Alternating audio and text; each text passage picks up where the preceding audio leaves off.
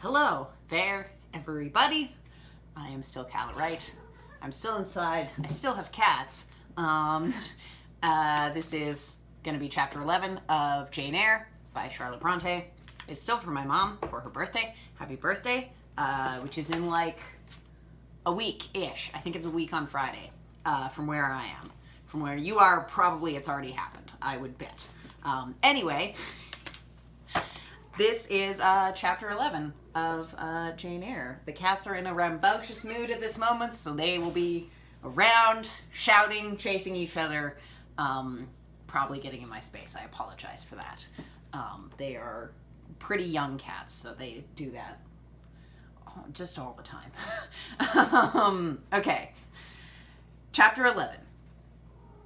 A new chapter in a novel is something like a new scene in a play. And when I draw up the curtain this time, reader, you must fancy you see a room in the George Inn at Millcote, with such large figured papering on the walls as inn-rooms have. Such a carpet, such furniture, such ornaments on the mantelpiece, such prints, including a portrait of George III and another of the Prince of Wales, and a representation of the death of Wolfe. All this is visible to you by the light of an oil lamp hanging from the ceiling, and by that of an excellent fire, near which I sit in my cloak and bonnet. My muff and umbrella lie on the table, and I am warming away the numbness and chill contracted by 16 hours' exposure to the rawness of an October day. I left Loughton at 4 p.m., and the Millcote town clock is just now striking 8. Reader, though I look comfortably accommodated, I am not very tranquil in my mind. I thought when the coach stopped here there would be someone to meet me. I looked anxiously round as I descended the wooden steps the boots placed for my convenience, expecting to hear my name pronounced, and to see some description of carriage waiting to convey me to Thornfield. Nothing of the sort was visible, and when I asked a waiter if anyone had been to inquire after a Miss Eyre, I was answered in the negative, so I had no resource but to request to be shown into a private room, and here I am, waiting, while all sorts of doubts and fears are troubling my thoughts. It is a very strange sensation to inexperienced youth to feel itself quite alone in the world, cut adrift from every connection, uncertain whether the port to which it is bound can be reached, and prevented by many impediments from returning to that it has quitted. The charm of adventure sweetens that sensation, the glow of pride warms it, but then the throb of fear disturbs it, and fear with me became predominant when half an hour elapsed, and still I was alone. I bethought myself to ring the bell. "Is there a place in this neighborhood called Thornfield?" I asked of the waiter who answered the summons. "Thornfield? I don't know, ma'am. I'll inquire at the bar." He vanished, but reappeared instantly. "Is your name Eyre, miss?" "Yes. Person here waiting for you." I jumped up, took my muff and umbrella, and hastened into the inn passage. A man was standing by the open door, and in the lamp-lit street I dimly saw a one-horse conveyance. "This will be your luggage, I suppose," said the man rather abruptly when he saw me, pointing to my trunk in the passage. "Yes." He hoisted it onto the vehicle, which was a sort of car, and then I got in. Before he shut me up, I asked him how far it was to Thornfield. "A matter of 6 miles." "How long shall we be before we get there?" "Happen an hour and a half." He fastened the car door, climbed to his own seat outside, and we set off. Our progress was leisurely, and gave me ample time to reflect. I was content to be at length so near the end of my journey, and as I leaned back in the comfortable, though not elegant conveyance, I meditated much at my ease. I suppose, thought I, judging from the plainness of the servant and carriage, Mrs. Fairfax is not a very dashing person. So much the better. I never lived among fine people but once, and I was very miserable with them. I wonder if she lives alone except this little girl. If so, and if she is in any degree amiable, I shall surely be able to get on with her. I will do my best. It is a pity that doing one's best does not always answer. At Lowood, indeed, I took that resolution, kept it, and succeeded in pleasing. But with Mrs. Reed, I remember my best was always spurned with scorn. I pray to God Mrs. Fairfax may not turn out a second Mrs. Reed. But if she does, I am not bound to stay with her. Let the worst come to the worst. I can advertise again. How far are we on our road now, I wonder? I let down the window and looked out. Millcote was behind us. Judging by the number of its lights, it seemed a place of considerable magnitude, much larger than Loughton. We were now, as far as I could see, on a sort of common, but there were houses scattered all over the district. I felt we were in a different region to Lowood, more populous, less picturesque, more stirring, less romantic. The roads were heavy, the night misty. My conductor let his horse walk all the way, and the hour and a half extended, I verily believe, to 2 hours. At last he turned in his seat and said, "You're none so far for Thornfield now." Again I looked out. We were passing a church. I saw its low, broad tower against the sky, and its bell was tolling a quarter. I saw a narrow galaxy of lights, too, on a hillside, marking a village or a hamlet. About 10 minutes after, the driver got down and opened a pair of gates. We passed through, and they clashed to behind us. We now slowly ascended a drive, and came upon the long front of a house. Candlelight gleamed from one curtained bow window. All the rest were dark. The car stopped at the front door. It was opened by a maidservant. I alighted and went in. "Will you walk this way, ma'am?" said the girl, and I followed her across a square hall with high doors all round. She ushered me into a room whose double illumination of fire and candle at first dazzled me, contrasting as it did with the darkness to which my eyes had been for 2 hours inured. And when I could see, however, a cozy and agreeable picture presented itself to my view. A snug small room, a round table by a cheerful fire, an armchair high-backed and old-fashioned, wherein sat the neatest imaginable little elderly lady, in a widow's cap, black silk gown, and snowy muslin apron. Exactly what I had fancied Mrs. Fairfax, only less stately and milder looking. She sat occupied in knitting. A large cat sat demurely at her feet. Nothing, in short, was wanting to complete the beau ideal of domestic comfort. A more reassuring introduction for a new governess could scarcely be conceived. There was no grandeur to overwhelm, no stateliness to embarrass. And then, as I entered, the old lady got up, and promptly and kindly came forward to meet me. "How do you do, my dear? I'm afraid you have had a tedious ride. John drives so slowly. You must be cold. Come to the fire." "Mrs. Fairfax, I suppose?" said I. "Yes, you are right. Do sit down." She conducted me to her own chair, and then began to remove my shawl and untie my bonnet strings. I begged she would not give herself so much trouble. "Oh, it is no trouble. I dare say your own hands are almost numbed with cold. Leah, make a little hot negus and cut a sandwich or two. Here are the keys to the storeroom." And she produced from her pocket a most housewifely bunch of keys, and delivered them to the servant. "Now then, draw nearer the fire," she continued. "You've brought your luggage with you, haven't you, my dear?" "Yes, ma'am." "I'll see it carried into your room," she said, and bustled out. She treats me like a visitor, thought I. I little expected such a reception. I anticipated only coldness and stiffness. This is not like what I have heard of the treatment of governesses. But I must not exult too soon. She returned.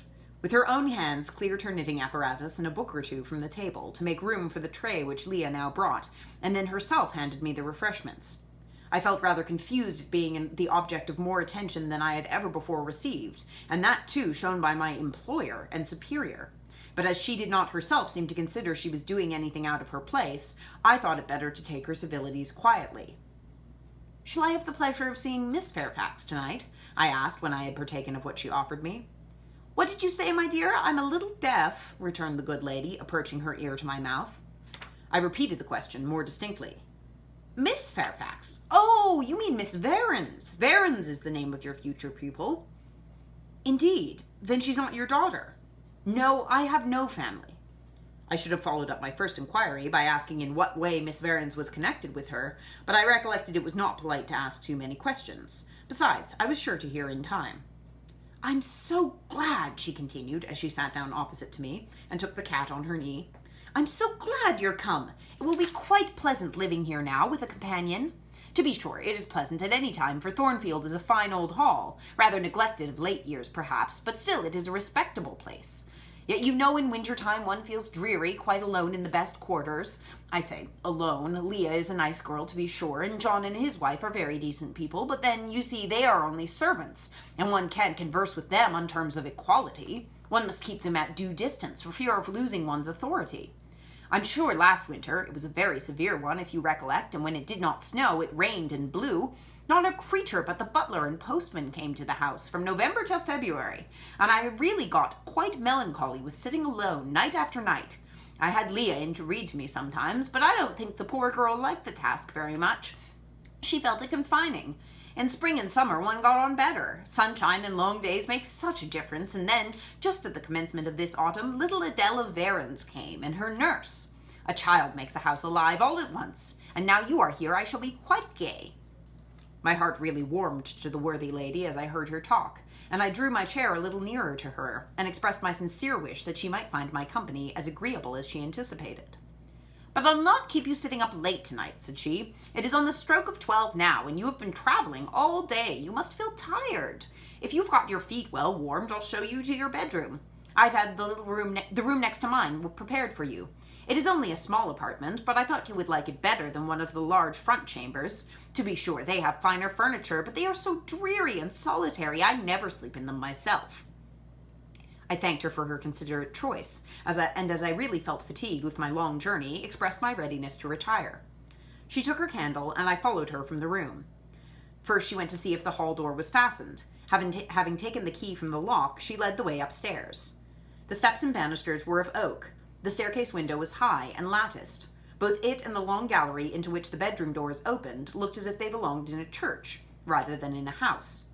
A very chill and vault-like air pervaded the stairs and gallery, suggesting cheerless ideas of space and solitude, and I was glad, when finally ushered into my chamber, to find it of small dimensions, and furnished in ordinary, modern style. When Mrs. Fairfax had bidden me a kind good night, and I had fastened my door, gazed leisurely round, and in some measure effaced the eerie impression made by that wide hall, that dark and spacious staircase, and that long, cold gallery, by the livelier aspect of my little room, I remembered that, after a day of bodily fatigue and mental anxiety, I was now at last in safe haven. The impulse of gratitude swelled my heart, and I knelt down at the bedside and offered up thanks where thanks were due, not forgetting, ere I rose, to implore aid on my further path, and the power of meriting the kindness which seemed so frankly offered me before it was earned. My couch had no thorns in it that night, my solitary room no fears. At once weary and content, I slept soon and soundly. When I awoke, it was broad day. The chamber looked such a bright little place to me as the sun shone in between the gay blue chintz window curtains showing papered walls and a carpeted floor, so unlike the bare planks and stained plaster of Lowood that my spirits rose at the view. Externals have a great effect on the young. I thought that a fairer era of life was beginning for me, one that was to have its flowers and pleasures as well as its thorns and toils. My faculties, roused by the change of scene, the new field offered to hope, seemed all astir. I cannot precisely define what they expected, but it was something pleasant. Not perhaps that day or that month, but at an indefinite future period. I rose. I dressed myself with care, obliged to be plain, for I had no article of attire that was not made with extreme simplicity. I was still by nature solicitous to be neat. It was not in my habit to be disregardful of appearance or careless of the impression I made. On the contrary, I ever wished to look as well as I could, and to please as much as my want of beauty would permit. I sometimes regretted that I was not handsomer. I sometimes wished to have rosy cheeks, a straight nose, and a small cherry mouth. I desired to be tall, stately, and finely developed in figure. I felt it a misfortune that I was so little, so pale, and had features so irregular and so marked. And why had I these aspirations and these regrets? It would be difficult to say. I could not then distinctly say it to myself. Yet I had a reason, and a logical, natural reason, too. However, when I brushed my hair very smooth and put on my black frock, which, Quaker-like as it was, at least had the merit of fitting to a nicety, and adjusted my clean white tucker, I thought I should do respectably enough to appear before Mrs. Fairfax, and that my new pupil would at least not recoil from me with antipathy. Having opened my chamber window and seen that I left all things straight and neat on the toilet table, I ventured forth. Traversing the long and matted gallery, I descended the slippery steps of oak. Then I gained the hall.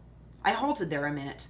I looked at some pictures on the walls. One, I remember, represented a grim man in a cuirass, and one a lady with powdered hair and a pearl necklace. At a bronze lamp pendant from the ceiling, at a great clock whose case of oak was curiously carved, and ebon black with time and rubbing. Everything appeared very stately and imposing to me, but then I was so little accustomed to grandeur. The hall door, which was half of glass, stood open. I stepped over the threshold.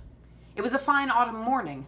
The early sun shone serenely on embrowned groves and still green fields. Advancing on the lawn, I looked up and surveyed the front of the mansion. It was 3 stories high, of proportions not vast, though considerable. A gentleman's manor house, not a nobleman's seat. Battlements round the top gave it a picturesque look.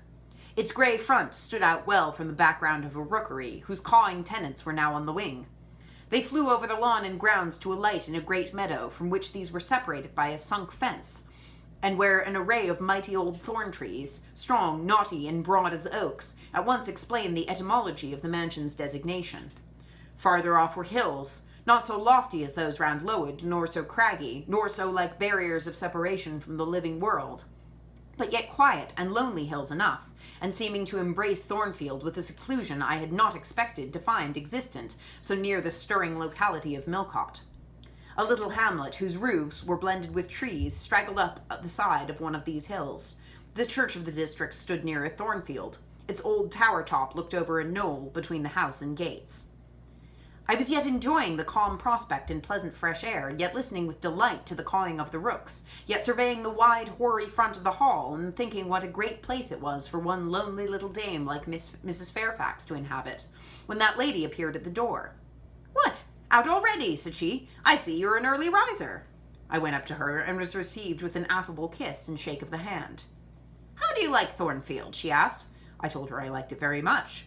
"Yes," she said, "it is a pretty place, but I fear it will be getting out of order unless Mr. Rochester should take it into his head to come and reside here permanently, or, at least, visit it rather oftener. Great houses and fine grounds require the presence of a proprietor."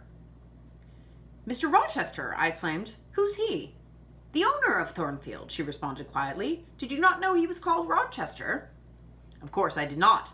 I had never heard of him before, but the old lady seemed to regard his existence as a universally understood fact, with which everybody must be acquainted by instinct.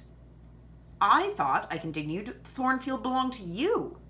"To me? Bless you, child, what an idea! To me! I'm only the housekeeper, the manager. To be sure, I am distantly related to the Rochesters by the mother's side, or at least my husband was. He was a clergyman and an incumbent of Hay. That little village yonder on the hill, and that church near the gates was his. The present Mr. Rochester's mother was a Fairfax, and second cousin to my husband, but I never presume on the connection. In fact, it is nothing to me. I consider myself quite in the light of an ordinary housekeeper. My employer is always civil, and I expect nothing more." "And the little girl, my pupil?" "She is Mr. Rochester's ward. He commissioned me to find a governess for her. He intends to have her brought up in Shire, I believe. Here she comes with her bonne, as she calls her nurse." The enigma then was explained. This affable and kind little widow was no great dame, but a dependent like myself. I did not like her the worse for that. On the contrary, I felt better pleased than ever. The equality between her and me was real, not the mere result of condescension on her part. So much the better. My position was all the freer. As I was meditating on this discovery, a little girl, followed by her attendant, came running up the lawn. I looked at my pupil, who did not at first appear to notice me. She was quite a child, perhaps 7 or 8 years old, slightly built, with a pale, small-featured face, and a redundancy of hair falling in curls to her waist.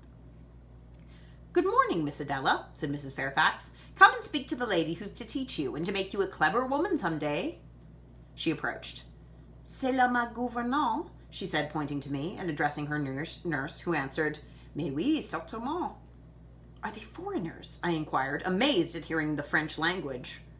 "The nurse is a foreigner, and Adele was born on the continent, and, I believe, never left it within 6 months ago. When she first came here, she could speak no English. Now she can make shift to talk a little. I don't understand her, she mixes it so with French, but you will make out her meaning very well, I dare say."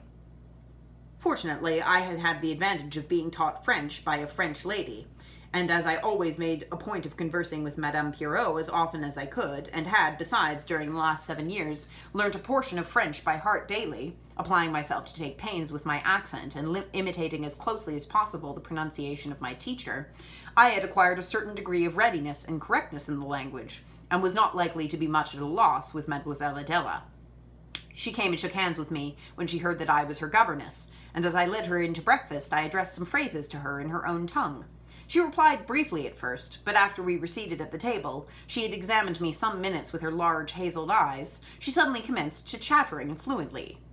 "Ah," cried she in French, "you speak my language as well as Mr. Rochester does. I can talk to you as I can to him, and so can Sophie. She will be glad. Nobody here understands her. Madame Fairfax is all English. Sophie is my nurse. She came with me over the sea in a great ship with a chimney that smoked. How did it smoke? And I was sick, and so was Sophie, and so was Mr. Rochester.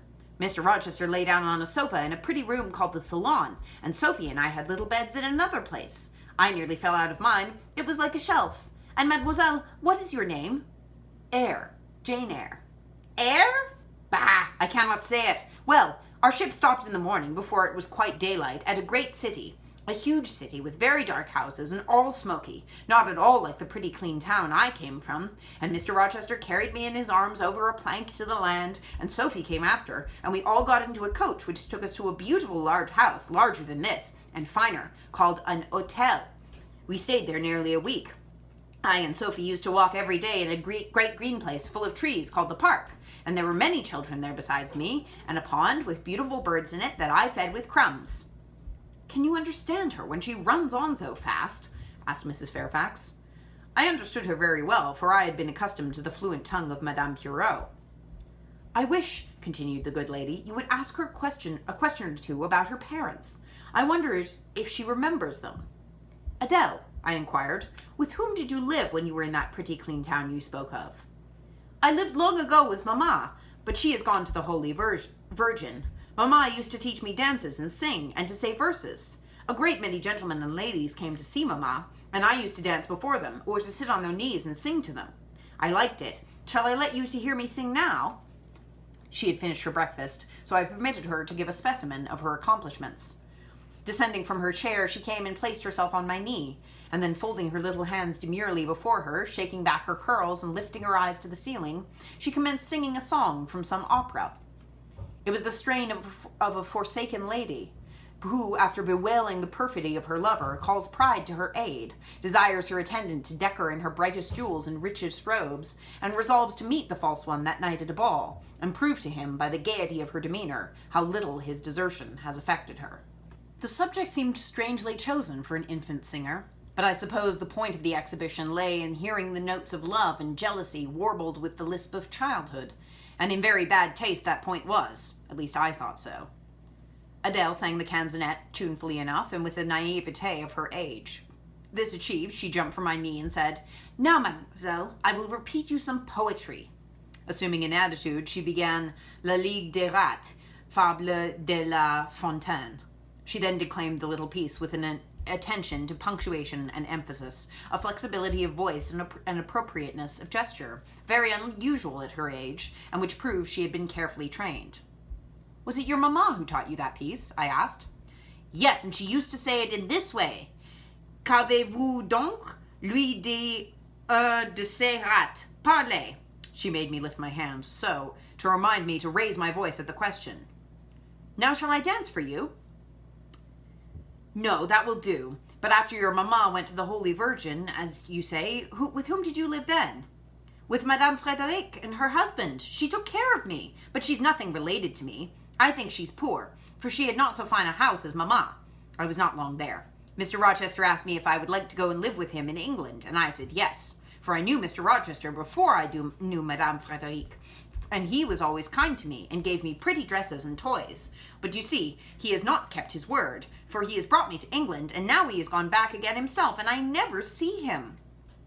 After breakfast, Adele and I withdrew to the library, which room, it appears, Mr. Rochester had directed should be used as the schoolroom. Most of the books were locked up behind glass doors, but there was one bookcase left open, containing everything that could be needed in the way of elementary works, and several volumes of light literature, poetry, biography, travels, a few romances, etc. I supposed he had considered that these were all the governess would require for her private perusal, and indeed they contented me amply for the present. Compared with the scanty pickings I had now and then been able to glean at Lowood, they seemed to offer an abundant harvest of entertainment and information. In this room, too, there was a cabinet piano, quite new and of superior tone. Also an easel for painting, and a pair of globes. I found my pupil sufficiently docile, though disinclined to apply. She had not been used to regular occupation of any kind. I felt it would be injudicious to confine her too much at first, so when I had talked to her a great deal and got her to learn a little, and when the morning had advanced to noon, I allowed her to return to her nurse. I then proposed to occupy myself till dinner time in drawing some little sketches for her use. I was going upstairs to fetch my portfolio and pencils. Mrs. Fairfax called to me. Your morning school hours are over now, I suppose, said she. She was in a room the folding doors of which stood open. I went in when she addressed me. It was a large, stately apartment with purple chairs and curtains, a Turkey carpet, walnut-paneled walls, one vast window rich in stained glass, and a lofty ceiling nobly molded. Miss Fairfax was dusting some vases of fine purple spar, which stood on the sideboard. "What a beautiful room!" I exclaimed as I looked round, for I had never before seen any half so imposing. "Yes, this is the dining room. I've just opened the window to let in a little air and sunshine, for everything gets so damp in apartments that are seldom inhabited. The drawing room yonder feels like a vault." She pointed to a wide arch corresponding to the window, and hung like it with a Tyrian-dyed curtain, now looped up. Mounting to it by 2 broad steps and looking through, I thought I caught a glimpse of a fairy place, so bright to my novice eyes appeared the view beyond. Yet it was merely a very pretty drawing-room, and within it a boudoir, both spread with white carpets, on which seemed laid brilliant garlands of flowers, both sealed with snowy mouldings of white grapes and vine leaves, beneath which glowed in rich contrast crimson couches and ottomans, while the ornaments on the pale Parian mantelpiece were of sparkling Bohemian glass, ruby red, and between the windows large mirrors repeated the general blending of snow and fire.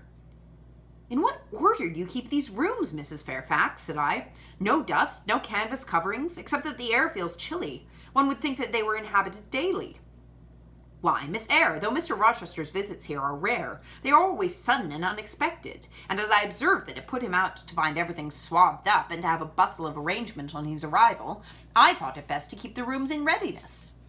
"Is Mr. Rochester an exacting, fastidious sort of man?" "Not particularly so, but he has a gentleman's tastes and habits, and he expects to have things managed in conformity to them." "Do you like him? Is he generally liked?" "Oh, yes, the family have always been respected here. Almost all the land in the neighborhood, as far as you can see, has belonged to the Rochesters, time out of mind." "Well, but leaving his land out of the question, do you like him? Is he liked for himself?" "I have no cause to do otherwise than like him, and I believe he is considered a just and liberal landlord by his tenants, but he's never lived much among them." "But has he no peculiarities? What, in short, is his character?" "Oh, his character is unimpeachable, I suppose. He's rather peculiar, perhaps. He's travelled a great deal, and seen a great deal of the world, I should think. I dare say he's clever, but I never had much conversation with him." "In what way is he peculiar?" "I don't know. It's not easy to describe. Nothing striking, but you feel it when he speaks to you. You cannot be always sure whether he is in jest or earnest, whether he is pleased or the contrary. You don't thoroughly understand him, in short. At least I don't, but it is of no consequence. He's a very good master."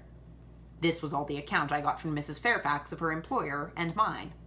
There are people who seem to have no notion of sketching a character, or observing and describing salient points, either in persons or in things. The good lady evidently belonged to this class. My queries puzzled, but did not draw her out. Mr. Rochester was Mr. Rochester, in her eyes, a gentleman, a landed proprietor, nothing more. She inquired and searched no further, and evidently wondered at my wish to gain a more definite notion of his identity. When we left the dining room, she proposed to show me over the rest of the house, and I followed her upstairs and downstairs, admiring as I went, for all was well arranged and handsome. The large front chambers I thought especially grand, and some of the third-story rooms, though dark and low, were interesting from their air of antiquity. The furniture once appropriated to the lower apartments had from time to time been removed here, as fashions changed, and the imperfect light entering by their narrow casement showed bedsteads of 100 years old. Chests in oak or walnut, looking, with their strange carvings of palm branches and cherubs' heads, like types of the Hebrew ark. Rows of venerable chairs, high-backed and narrow, stools still more antiquated, on whose cushioned tops were yet apparent traces of half-effaced embroideries wrought by fingers that for 2 generations had been coffin dust. All these relics gave to the third story of Thornfield Hall the aspect of a home of the past, a shrine of memory. I liked the hush, the gloom, the quaintness of these retreats in the day, but I by no means coveted a night's repose on one of those wide and heavy beds, shut in some of them with doors of oak, shaded others with wrought old English hangings crusted with thick work, portraying effigies of strange flowers and stranger birds and strangest human beings, all of which would have looked strange indeed by the pallid gleam of moonlight. "Do the servants sleep in these rooms?" I asked. "No, they occupy a range of smaller apartments to the back. No one ever sleeps here. One would almost say that, if there were a ghost at Thornfield Hall, this would be its haunt." So I think. You have no ghost, then? None that I ever heard of, returned Mrs. Fairfax, smiling. Nor any traditions of one? No legends or ghost stories? I believe not. And yet it is said that the Rochesters have been rather a violent than quiet race in their time. Perhaps, though, that is the reason they rest tranquilly in their graves now. Yes, after life's fitful fever they sleep well, I muttered. Where are you going now, Mrs. Fairfax? For she was moving away. On to the leads. Will you come and see the view from there? I followed still, up a narrow staircase to the attics, and thence by a ladder, and through a trap-door to the roof of the hall. I was now on a level with the crow colony, and could see into their nests. Leaning over the battlements and looking far down, I surveyed the grounds laid out like a map, the bright and velvet lawn closely girdling the grey base of the mansion, the field, wide as a park, dotted with its ancient timber, the wood, dun and sere, divided by a path visibly overgrown, greener with moss than the trees were with foliage, the church at the gates, the road, the tranquil hills, all reposing in the day's autumn sun, the horizon bounded by a propitious sky, azure, marbled with pearly white. No feature in the scene was extraordinary, but all was pleasing. When I turned from it and repassed the trap-door, I could scarcely see my way down the ladder. The attic seemed black as a vault compared with that arch of blue air to which I had been looking up, and to that sunlit scene of grove, pasture, and green hill, of which the hall was the center, and over which I had been gazing with delight. Mrs. Fairfax stayed behind a moment to fasten the trapdoor. I, by dint of groping, found the outlet from the attic, and proceeded to descend the narrow garret staircase. I lingered in the long passage to which this led, separating the front and back rooms of the third story, narrow, low, and dim, with only one little window at the far end, and looking, with its 2 rows of small black doors all shut, like a corridor in some Bluebeard's castle. While I paced softly on, the last sound I expected to hear in so still a region, a laugh, struck my ear. It was a curious laugh, distinct, formal, mirthless. I stopped. The sound ceased, only for an instant. It began again, louder, for at first, though distinct, it was very low. It passed off in a clamorous peal that seemed to wake an echo in every lonely chamber, though it originated but in one, and I could have pointed out the door whence the accents issued. Miss Fairfax, I called out, for I now heard her descending the great stairs. Did you hear that loud laugh? Who is it? Some of the servants, very likely, she answered. Perhaps Grace Poole. Did you hear it? I again inquired. Yes, plainly. I often hear her. She sews in one of these rooms. Sometimes Leah is with her. They are frequently noisy together. The laugh was repeated in its low, syllabic tone, and terminated in an odd murmur. Grace! Exclaimed Mrs. Fairfax. I really did not expect any Grace to answer, for the laugh was as tragic, as preternatural a laugh as ever I heard, but that it was a high noon, and that no circumstance of ghostliness accompanied the curious cachinnation, but that neither scene nor season favored fear, I should have been superstitiously afraid. However, the event showed me I was a fool for entertaining a sense even of surprise. The door nearest me opened, and a servant came out, a woman of between 30 and 40, a set, square-made figure, red-haired, and with a hard, plain face. Any apparition less romantic or less ghostly could scarcely be conceived. Too much noise, Grace, said Mrs. Fairfax. Remember directions. Grace curtsied silently and went in. She's the person we have to sew and assist Leah in her housemaid's work, continued the widow. Not altogether unobjectionable in some points, but she does well enough. By the by, how have you got on with your new pupil this morning? The conversation, thus turned on Adele, continued till we reached the light and cheerful region below. Adele came running into the hall to meet us, exclaiming, Mesdames, vous êtes servies, adding, J'ai bien faim, moi. We found dinner ready and waiting for us in Mrs. Fairfax's room. And that's the end of that chapter. Sorry about the French. Did my best. Yeah, very shameful. I lived in Montreal for 4 whole years, and my French got better, but it didn't get good. Yeah, so that's the end of that chapter. Finally, well, we still haven't even met Rochester, but finally, we're in the house with the spooky. I'll try not to. I do know what the spooky laughing is, as I think probably most people do. Most of anybody who's watching this probably knows what the spooky laughing is, but I won't spoil it in case you don't. It's a great reveal if you don't know what the spooky laughing is. Yeah. So yeah, that's that chapter. I'll see you soon. Goodbye. Have a good day.